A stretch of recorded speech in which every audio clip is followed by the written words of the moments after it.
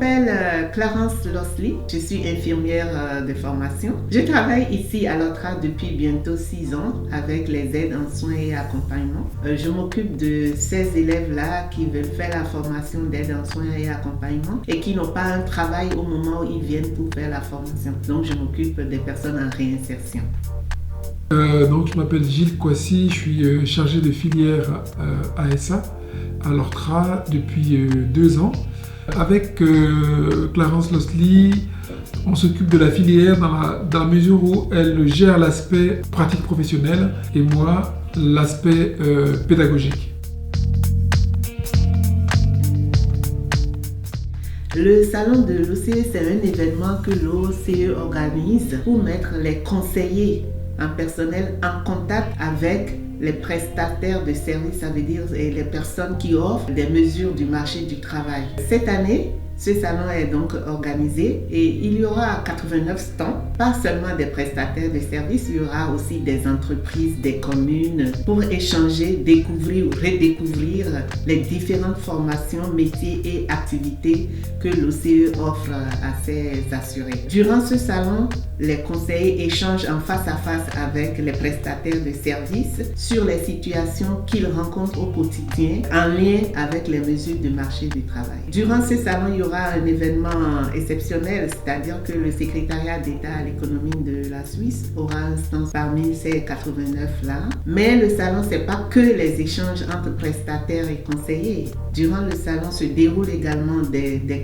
conférences, des tables rondes, des expériences ludiques et enrichissantes.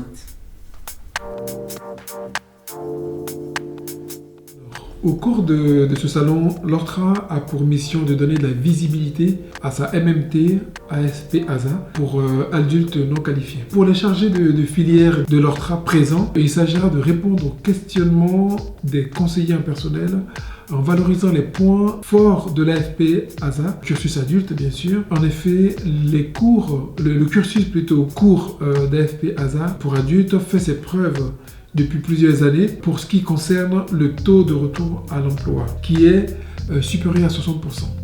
Durant les 3 mois qui suivent l'obtention du diplôme.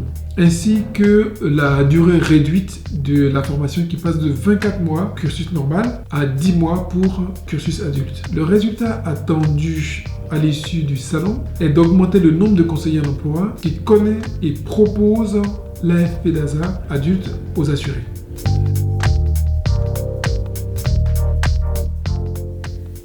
Ça, c'est une question très intéressante, mais un peu vague. Alors, ce que l'ASA fait dans son travail quotidien dépend de là où l'ASA travaille. Si je prends l'exemple d'un ASA qui travaille en EMS, cette personne aura à aider les résidents au niveau des soins corporels, les actes de la vie quotidienne, par exemple boire et manger, soutenir à la mobilisation, l'entretien de lieux de vie, arroser les plantes, s'occuper des animaux s'il y en a. Par contre, si l'ASA travaille à domicile, ce serait différent. Si l'ASA travaille donc à domicile, s'ajoutera des activités citées en EMS, plus les achats courants, la préparation des linges, la préparation du repas. Tandis que si l'ASA travaille dans un milieu de handicap comme les EPI, l'animation sera assez importante. Et si l'ASA travaille dans un milieu hospitalier, on va avoir en plus de ce qu'on a dit, des activités comme la prise des constantes des signes vitaux, la préparation pour les interventions chirurgicales, l'accompagnement pour certains examens. Voilà, ça peut être ça. Pour conclure, on pourrait dire que l'ASA est un compagnon de vie pour les personnes qui sont en situation de handicap, qui sont diminuées et qui ont besoin d'une tierce personne. Et c'est un joli métier qui est très noble. Puis l'ASA est à la base de la prise en charge du patient. Et donc c'est un métier très riche.